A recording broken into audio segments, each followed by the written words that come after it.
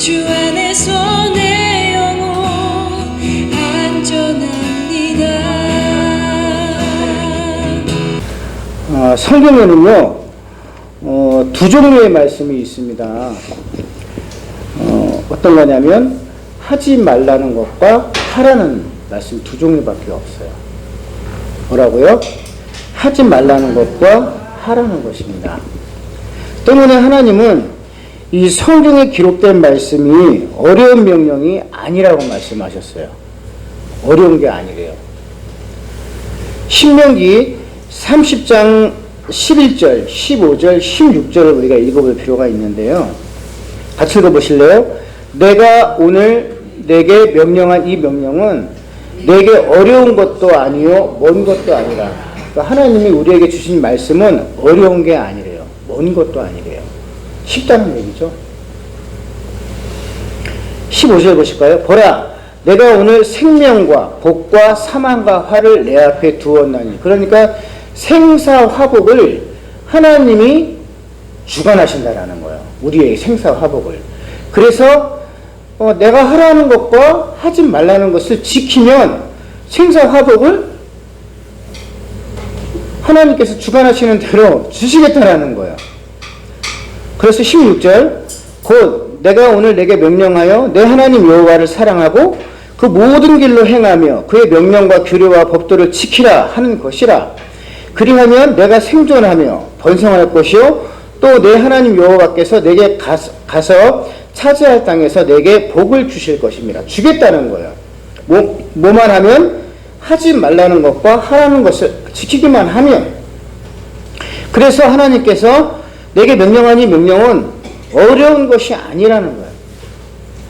그런데요, 모든 인간들은 도무지 하지 말라는 것과 하라는 이 하나님의 명령을 한 가지도 지키지 못해요. 중요한 것은 한 가지도 못해요. 더더욱 분명한 것은 하나님이 주신 10가지 계명 중에 10계명 중에 한 가지도 지키는 사람이 없어요. 왜 그럴까요 도대체? 왜 그럴 것 같아요 여러분? 왜 못 지킬까요? 한번 생각해 보세요. 여러분들은 지키시나요? 여러분들 자녀들 중에 하지마 해 라고 하면 지키는 자녀 있어요?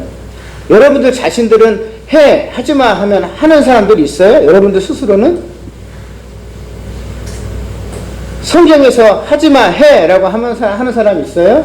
제가 지난주에 설교에서 해 라고 하면 하는 사람 지킨 사람 있어요? 도대체 왜 못 지킬까요 도대체? 그래서 우리는 죄인이라는 거예요. 그래서 인간은 본성 자체가 태어날 때부터요, 또 창세기에서 뭐라고 되냐면 인간은 어릴 때부터 악하대요. 악하대. 어린아이가 착하다고요? 성경은 그렇게 말하지 않아요. 이미 어릴 때부터 악하대요.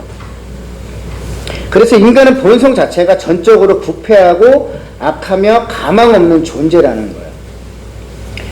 그래서 16세기 종교개혁자 루터는 인간은 머리부터 발끝까지 완전히 부패한 존재이기 때문에 선을 행하려고 해도 도저히 행할 수 없는 존재라는 거예요. 자, 증명이 됐죠? 아무리 하지 말라고 해도 지키지 못하잖아요. 아무리 하라고 해도 행하지 못하잖아요. 여러분들 할 수 있어요? 못하잖아요. 그거는 부패한 존재라는 거예요, 인간은. 그래서 죄인이라는 거예요. 그래서 로마서 3장 10절에 세상에 의인은 없나니 단 하나도 없다라고 성경은 선포하고 있어요. 의인은 하나도 없대요. 하나님 단 한 사람도 없대요. 그래서 자력으로는 천국에 갈 자는 한 사람도 없어요.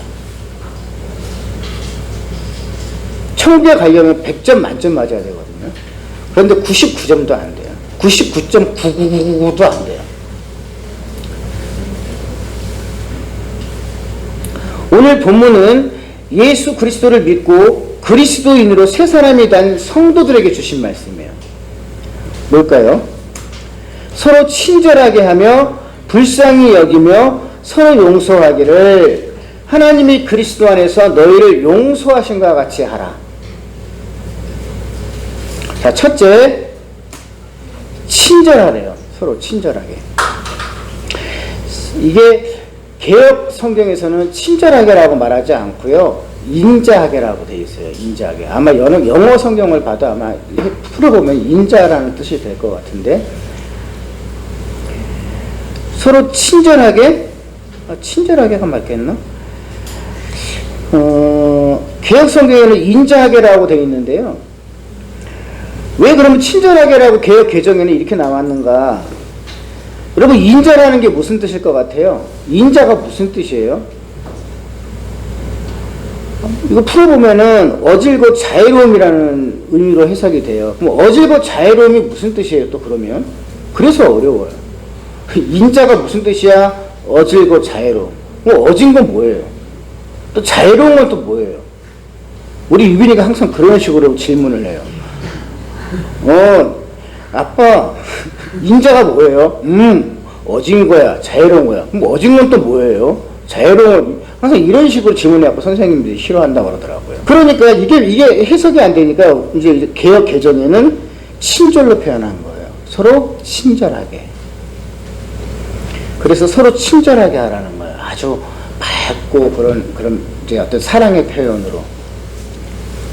그래서 서로 친절하게 하라. 인자는 하나님의 속성이거든요. 속성. 그렇듯이 친절 또한 하나님의 속성인 거예요. 그래서 그리스도인들은 인자한 모습, 그러니까 친절하게 하라는 거예요. 친절하게. 사회생활에서, 직장에서, 인간관계에서 누구를 만나든지 간에 그리스도인들이 갖춰야 될 덕목 중에 하나는 친절하라는 거예요. 그러니까 적당히가 아니라 정말 진심이 느껴질 만큼 친절한 사람이 되라는 것입니다.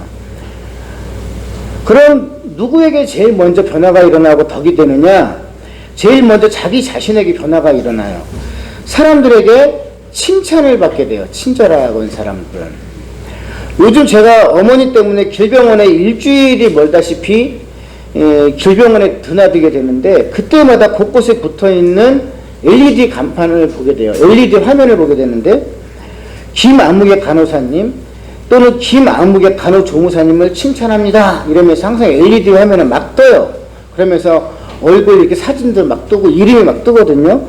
그러면서 이렇게 막 어떠한 뭐뭐뭐뭐 때문에 이 김아무개 간호사님, 그 다음에 어느 과에 있는, 병동에 있는 간호사님, 또 간호조무사님을 칭찬합니다. 그러면서 막 사례담을 막 넣으면서 그 사진하고 막 그러면서 막 칭찬하는 게 막 떠요.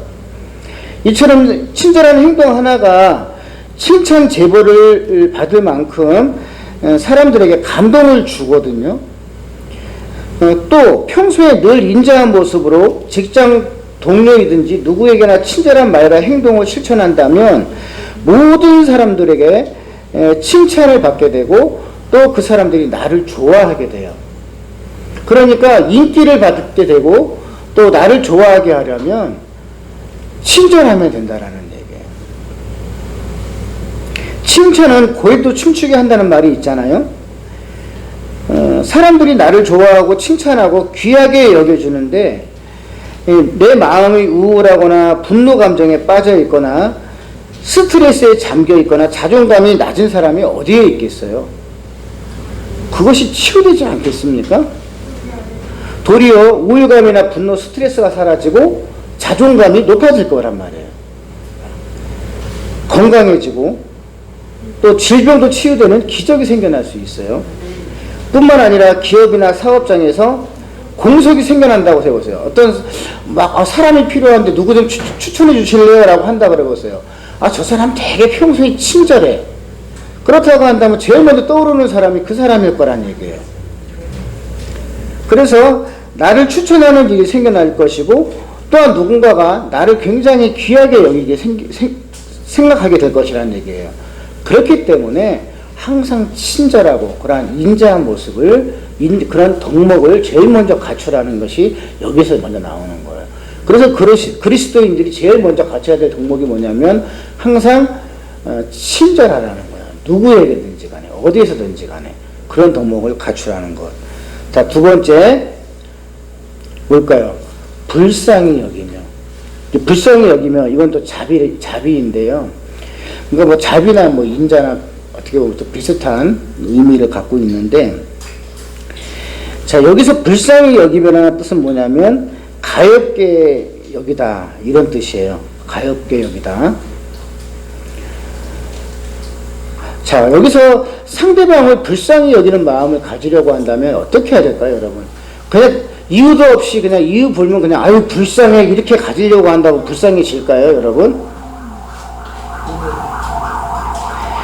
불쌍히 여기려고 한다면 세 가지 반드시 법칙이 있어요. 평소에 어떤 습관을 가지려고 하는지 노력을 해야 돼요.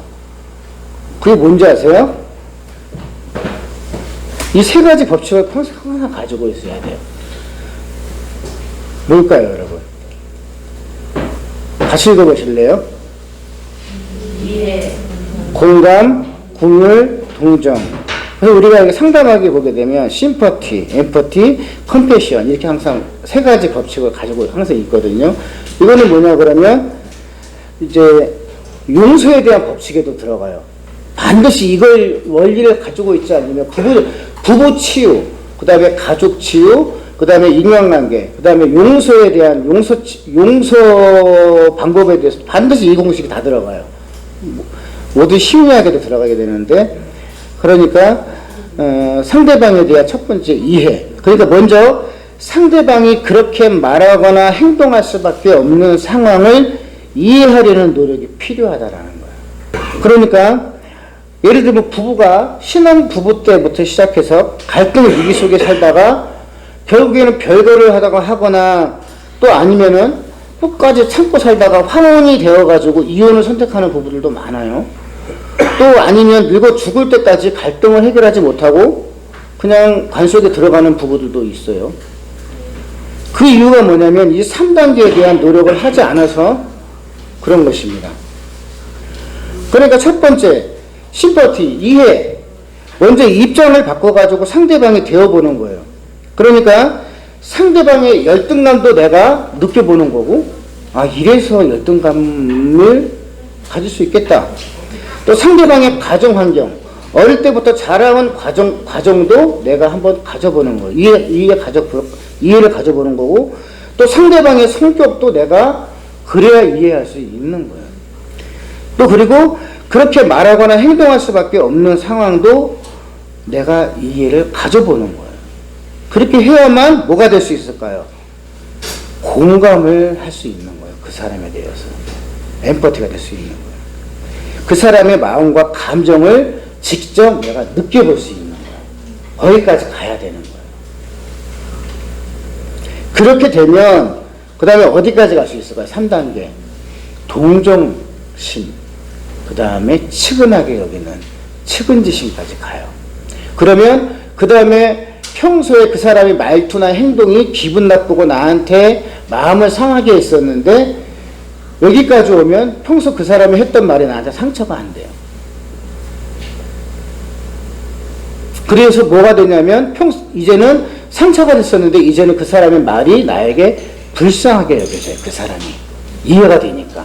이해가 되고 공감이 되니까.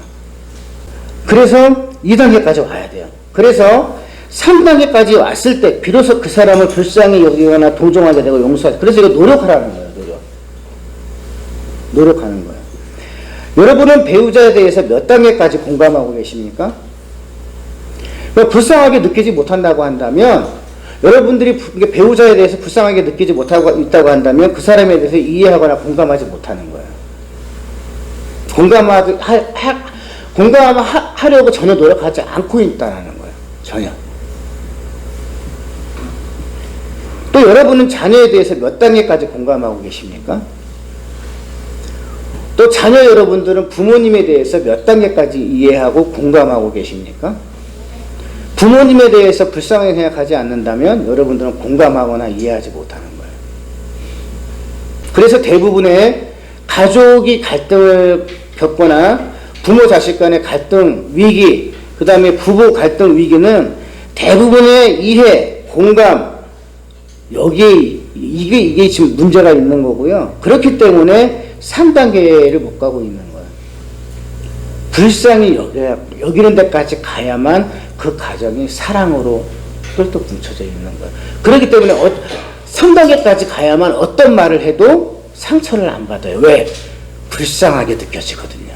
내 부모님이 불쌍하게 느껴지고 이해가 되어지고, 왜 그러냐면 그 배경이 다 이해가 되어지고 공감이 되어지니까, 아, 이러한 배경에 의해서 저렇게 말씀을 하셨구나, 저런 말투가 나왔구나, 저 성격이구나, 저렇게 말했으니 저렇게 말하고 나서 저 사람이 뒤돌아서가지고 얼마나 가슴이 또 아플고, 굳이 내가 저 사람한테 공격할 필요도 없겠네, 그렇게 이해가 되는 거예요. 그래서 지금 성경에는 뭐라고 되어 있냐면 불쌍히 여기라는 거예요. 불쌍히 여기라는 거예요. 불쌍히 여기려면 이유도 없이 가서, 근데 내가 이해도 못하고 공감도 못했는데 어떻게 가가지고 그 사람 그냥 말하고 있는데, 아유 불쌍해 불쌍해 이렇게 말하겠냐고요. 뭐 연부라고 앉아있어요? 무슨 뭐 주문하고 있냐고요. 그렇지 않겠냐고요. 이해하고 공감을 해야 불쌍히 여기죠. 그걸 말하는 거예요. 이해가 되세요? 그래서 남편과 아내가 서로 3단계까지 이해, 공감하고 거기까지 가야 그 사람을 동정하고 긍휼히 여기는 단계까지 가는 거예요.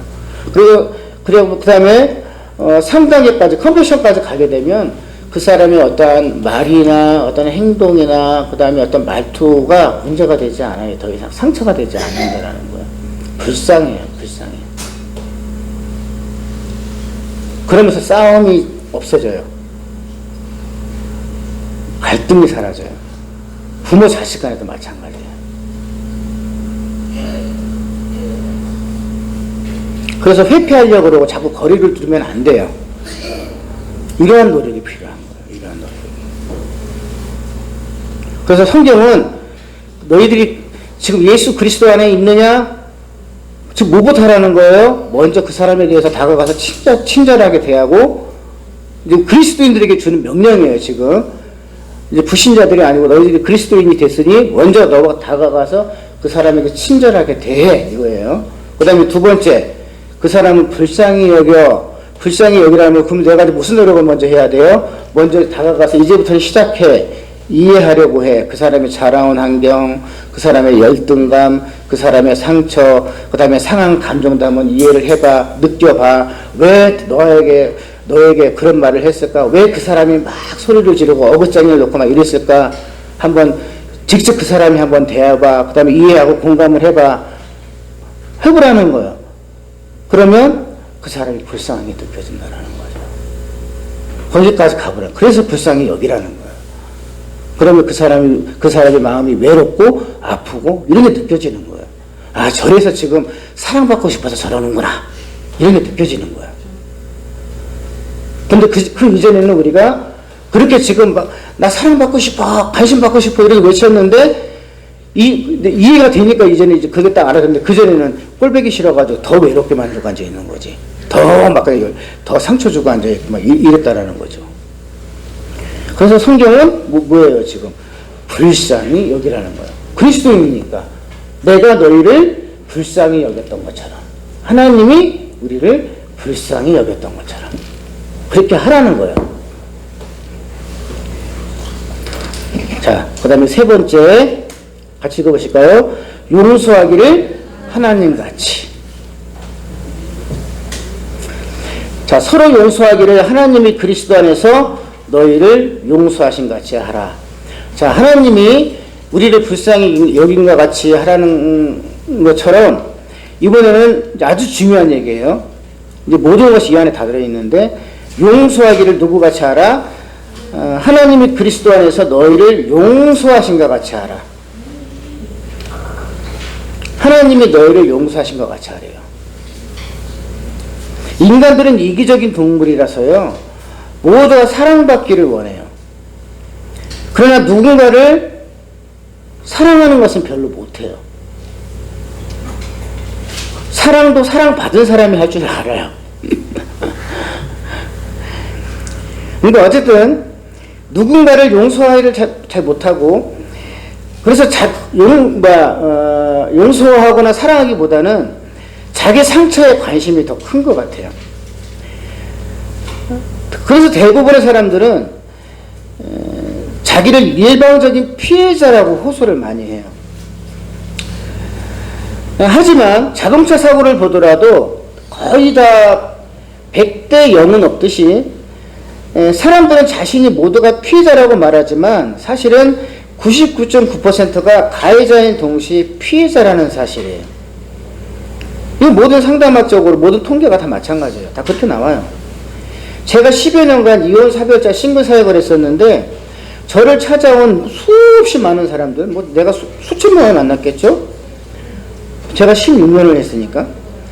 그런데 100명이면 뭐 100, 뭐 그냥 뭐 어쨌든 간에 100%라고 말하기는 어려우니까 99명이면 99%가 모두가 다 자신이 피해자라고 말하지 자신이 가해자라고 말한 사람은 단 한 사람도 없었어요. 그러나 뚜껑 열어보면 99%가 가해자이면서 동시에 피해자였어요. 원인이 다 있어요. 자, 예를 한번 들어볼까요? 제가 성경 하나만 들어볼게요. 자, 아브라함의 아내 사라가 여종 하갈을 2번이나 내쫓았어요.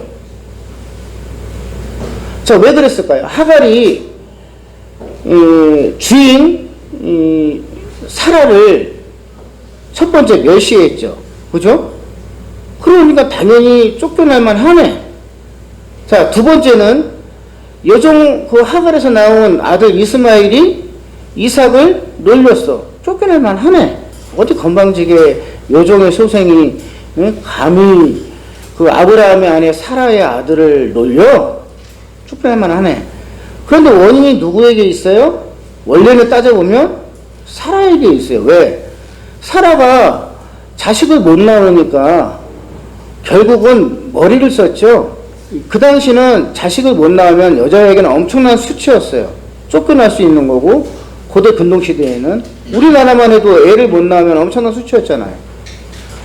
그래가지고 자기 몸종인 여종을 자기 남편과 동침을 하게 해가지고 거기서 후사를 이어가려고 이 사라가 저지른 일이에요. 자기 수치심을 만회하기 위해서 저질렀단 말이에요. 그래가지고 여종 하갈이 이제 자기 남편 아브라함과 이제 동침을 하고 나가지고 임신을 하게 되니까 당연히 이제 조금 이제 주인 사라를 조금 멸시했겠죠. 그랬더니 이제 열받아가지고 이제 하갈을 쫓아낸 겁니다. 그런데 다행히도 이제 90살 돼가지고 이제 뭐라 그럴까요?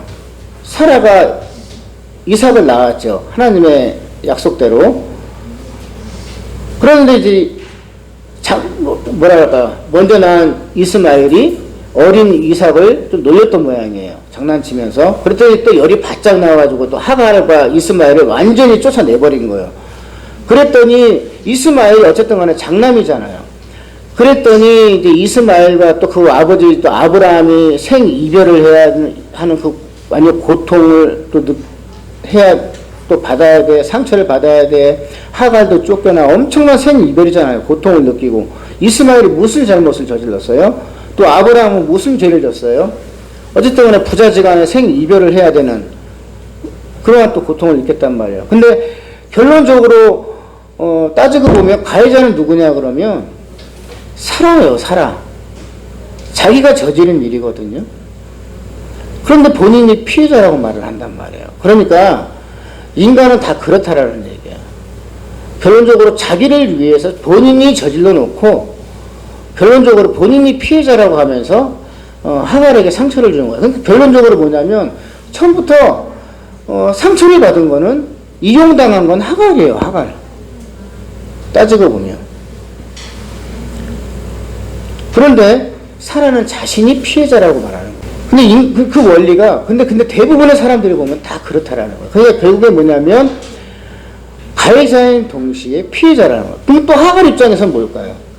하갈은 또 하나님 앞에 자신이 쫓겨났다고 말해요. 그러나 하갈도 가해자예요. 왜? 피해자이긴 해도 가해자예요. 왜? 본인이 어쨌든 간에 임신을 했다고 해도 자기 주인인 사라를 멸시를 했잖아. 그러니까 본인도 가해를 했잖아요. 그러니까 쫓겨났지. 그러니까 100% 피해자는 없다는 거예요. 그러니까 사라나 하갈이나 가해자인 동시에 피해자인 거죠. 모든 원리는 다 그래요. 상담학적으로나 성경을 봐도 그렇고 100% 피해자, 100% 가해자는 없어요. 부부지간에도 그렇고 모든 상담학적으로 그래요. 남편이나 아내 얘기를 들어보면 그러니까 각자 얘기를 들어보면 다 본인 얘기들이 다 다 피해자인 것 같지만 원리를 갖다 놓고 뜯어보면 다 이유가 있어요. 그러니까 가해자인 동시에 피해자이지 100% 피해자는 없어요. 그러니까 성경은 뭘 원하냐면 차라리 용서하라는 거예요. 용서하라는 거예요. 용서. 그래서 하나님은요 용서하라는 거예요. 용서 안 하면 나도 너희들 용서 안 한다고 되어 있어요. 그러면 성경적인 용서의 전의는 뭘까요? 같이 읽어보실래요? 같이 읽어보세요. 시작. 용서는 필연적으로 자비를 받을 만한 가치가 없는 가해자에게 베푸는 것. 이게 용서래요. 용서를 할 만해야 용서하지 이게 아니에요. 성경적인 용서는 필연적으로 자비를 전혀 1%도 받을 만한 가치가 없는 존재인데 그 사람에게 베푸는 것이 용서라는 거예요. 우리는 그동안 용서를 말할 때 용서를 해줄 만한 가치가 있어야 용서를 한다고 생각했고 또 내 마음에 들어야 용서를 하지. 잘못했습니다. 진정성이 없네. 느껴지지가 않아. 아주 악한 거예요. 텔레비에 뚝 하면 나오죠. 사과하고 용서했으면 용서를 해줘야지. 진정성이 안 느껴지네. 아주 나는 저 사람들이 하나님한테 어떠한 형벌을 받을까 막 그런 생각이 들 때가 많아요. 성경에 나와 있잖아요. 70번씩 70번씩 7번이라도 와서 잘못했다고 사과하면 용서해 주라고요. 뭐 진정성이 안 느껴져? 내 마음에 들어야 용서할 수 있고 용서를 했다고 해도 마음에 앙금이 남아있으면 관계를 끊어버려요. 인간들은. 이게 아주 악한 거죠. 근데 성경은 뭐라고 되어 있으면 예수님은 뭐라고 되어 있냐면 너가 용서하지 않으면 나도 너를 용서하지 않는다라고 되어 있어요. 그런데 알고 보니까 나에 대한 하나님의 용서가 뭐였냐면 하나님이 예수님의 십자가를 통해서 나를 용서해 주신 것은 나와 하나님 관계를 볼 때 나는 완전히 부패한 존재고 악마 같은 존재예요. 사단의 괴수 같은 존재라고요. 일일도 자비를 베풀 만한 존재가 아니에요. 지금 이 순간도 그래요. 그런데 하나님은 나에게 용서를 베푸셨다고요. 그래서 성경은 뭐라고 되어 있냐면 하나님이 나를 용서하신 것 같이 용서하라는 말씀이 여기 지금 붙어 있는 거예요. 조건부라고요. 나는 너를 그렇게 용서했는데 너는 지금 용서 못해? 나는 너가 1만 달란트 나에게 빚졌는데 나는 너를 탕감할 조건을 너는 고작 몇 데나리온밖에 빚진 자가 없는 그것도 용서하지 못해? 예수님이 우리에게 비유를 말씀하셨잖아요. 나는 너에게 지금 여기 가득한 지금 이만큼을 여기 지금 이 공간에 가득 차 있는 너의 죄를 내가 용서의 조건을 너는 지금 이 커피잔 하나밖에 안 되는 그 죄도 용서하지 못해? 악한 놈아. 이거 비유를 말씀하셨잖아요. 그래서 용서하기를 하나님과 같이 하라고요. 하나님과 같이. 지금 이거 말씀하시는 거예요. 그래서 용서는 필연적으로 자비를 받을 만한 가치가 없는 가해자에게 베푸는 것. 왜 가해자냐면 우리는 하나님을 엄청 가해했거든요. 예수님을 엄청나게 가해했거든요. 하나님이 예수님의 십자가를 통해서 나를 용서해 주신 것은 내가 자비를 받을 만한 가치가 있어서 하나님께서 용서해 주신 것이 아니에요. 내가 남들보다 조금 특별해서 예수님이 십자가에 달려 죽으신 것도 아니고 내가 하나님 마음에 들어서 용서해 주신 것도 아닙니다. 단지 불쌍하게 여기셨기 때문에 용서해 주신 거예요. 뭘까요? 있는 이 모습 그대로를 이해해 주시고 그러니까 내 모습 그대로를 이해해 주시고 공감해 주시고 불쌍하게 여겨 주신 거예요. 그래 강보가 그래 이해해 주신 거예요. 있는 모습 그대로를. 그리고 공감해 주시고 그래 그래도 내가 너를 사랑하노라 이해해 주신 거예요. 공감해 주시고 동정해 주시고 불쌍하게 여겨 주신 거예요. 있는 모습 그대로를 바꾸려고 하지 않으셨어요. 즉 예수님은 긍휼을 베풀 만한 1%의 가치도 없는 나를 용서해 주시기 위해서 온갖 순환과 십자가 죽으심으로 감당하신 거예요. 그러시면서 하신 말씀이 내가 너를 용서한 것 같이 용서하라고요. 그렇게 말씀하고 계세요. 그런데 오늘도 우리는 누군가를 비방하고 있고 누군가에게 분노를 느끼고 있고 누군가에게 복수하려고 하고 있어요. 얼마 전에 넷플릭스의 더 글로리라는 그 넷플릭스 시리즈를 보니까 이제 송혜교 씨가 이제 주인공으로, 저는 이제 나오면은 밤새서 꼬박새서 다 보는데, 우리가 용서해야 될 이유가 거기에 있어요. 용서하지 않으면 잃게 되는 이제 손해 중에 하나가 평생 분노와 이제 복수 감정에 이제 여기 제가 준비를 했네요. 용서하지 않으면 잃게 되는 손해 중에 하나가 평생 복수 감정에 눌려 살게 되는데, 그러면 결국에 뭐냐면 자기 손해예요, 자기 손해. 더 글로리라는 넷플릭스 시리즈가 또 이제 탑을 찍었더라고요. 제가 이제 밤새도록 한번 이제 봤는데, 3월 10일 날 이제 파트 2가 또 방영이 돼요. 유년 시절 학교 폭력으로 영혼까지 이제 부서진 한 여자가 온 생을 걸어가지고 치밀하게 준비해가지고 치밀하고 처절하게 이제 준비한 복수를 그린 이야기예요. 이제 학교 폭력을 당한 이제 고등학교 때 이제 학교 폭력을 당해가지고 이제 그걸 이제 복수하기 위해서 이제 아주 치밀하고 처절하게 준비를 했어요. 그래가지고 이제 성인이 돼가지고 이제 복수하는 이제 그러한 내용인데, 이제 그게 이제 엄청 또 이제 인기를 끌었더라고요. 그렇습니다. 근데 더 열받게 만드는 이제 장면은 뭐냐면, 가해자들은 오히려 출세하고 잘 먹고 잘 살고 웃고 행복하게 살고 있다라는 얘기예요. 제가 예전에도 말했지만 항상 그래요. 가해자들은 잘 먹고 잘 살아요. 그래서 용서하라는 거예요. 분노해봐야 나만 손해거든요. 결국 분노하고 이를 갈아봐야 나만 손해라고요. 가해자들은 잘 먹고 잘 살아요. 그러면 분노하고 열받아가지고 잠 못 자고 아파하는 건 나고요. 결국 그래가지고 우울하고, 그 다음에 그 우울하고 스트레스 받아가지고 막 잠도 못 자고 불면증에 시달리고, 그래서 결국에 이제 신체적으로 질병이 오고 몸에 염증 생기고 뼈가 녹아내리고, 그리고 막 여러 가지 병 생기는 거는 결국 나예요, 나. 그런데 그 넷플릭스 시리즈도 보니까 마찬가지더라고요. 주인공인 송혜교는, 이 송혜교의 복수를 보면서 시청자들이 통쾌해할지 모르겠지만, 송혜교는 이 복수 감정으로 막 이를 득득득 갈다 보니까 이미 마음이 병들어 있었고 신체에 병이 들어 있더라고요. 그 드라마를 보다 보니까 이미 병이 들어가지고 뚝 하면 쓰러지고 앉아 있고, 그 다음에 또 여러 가지 죄책감에 시달려 있더라고요. 왜? 복수하다 보니까 여기저기 죄를 짓고 있는 거예요. 또 그리고 복수 이후에 그의 삶은 이미 나락으로 떨어질 각오를 하고 있는 거죠. 그러니까 복수하게 되면 이미 본인만 이제 인생이 망가지는 거예요. 그 사람만, 가해자들만 망가지는 게 아니라. 그렇기 때문에 진정한 복수는 용서예요, 용서. 어떻게 보면 내가 더 잘 되는 거죠. 용서하지 않으면 더 많은 것을 잃게 되는 것입니다. 자, 용서하지 않으면 잃게 되는 손해 중에 또 두 번째가 뭐냐면 우울증, 그 다음에 신체적인 질병이 유발된다. 조금 전에 말씀을 드렸고요. 그 다음에 세 번째, 대인관계에 문제가 발생된다. 오타가 있네요. 그 다음에 네 번째, 죄책감에 시달린다.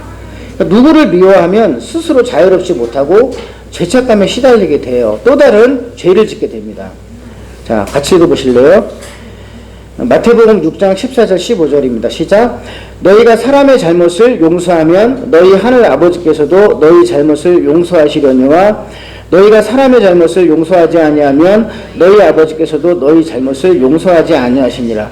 우리가 아무리 남을 판단하고 내가 피해자라고 말하지만 하나님은 우리를 사례자로 보지 않으세요. 왜 그러냐면 제가 아까도 말씀드렸지만 우리는 가해자인 동시에 피해자이기 때문에, 그러니까 우리는 가가지고 하나님 저 사람이 저를 이렇게 해서 제가 이렇게 아파요 라고 말하지만 하나님은 6대4 이런다고요. 아시겠어요? 아, 너 그렇게 아파? 그래, 알았어. 6대4 이런다고요. 저 사람은 6이고 너는 4야. 그러니까 너도 4만큼 죄를 졌어 이런다고요. 이해되세요? 나도 죄인이라고요. 그러니까 너는 0이라고 말하지 않는다고요. 그렇기 때문에 용서하지 않으면 나도 널 용서하지 않는다라고 말하는 거예요. 하나님 앞에 우리는 완벽한 사람이 없어요.